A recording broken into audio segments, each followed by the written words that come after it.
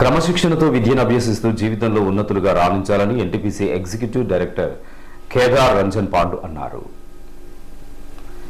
NTPC పీటీఎస్లోని Saint Clare పాఠశాలను శనివారం ఏడీ సందర్శించారు. విద్యార్థులు గత సంవత్సరంలో జరిగిన పొరపాట్లను విడిచిపెట్టి కొత్త ఉత్సాహంతో చదువుల్లో గొప్పగా రాణించాలని ఆకాంక్షించారు. రామగుండం పారిశ్రామిక ప్రాంతంలో సెయింట్ క్లియర్ హైస్కూల్ ఉత్తమ పాఠశాలగా కీర్తి గడించిందని, ఈ పాఠశాలలో విద్యను అభ్యసిస్తున్న విద్యార్థులంతా ఉన్నత లక్ష్యాలను నిర్దేశించుకుని వాటిని సాధించేలా శక్తి సామర్థ్యాలను పెంపొందించుకోవాలని సూచించారు. అనంతరం విద్యార్థులు ప్రదర్శించిన సాంస్కృతిక కార్యక్రమాలు అందరినీ విశేషంగా అలరించాయి.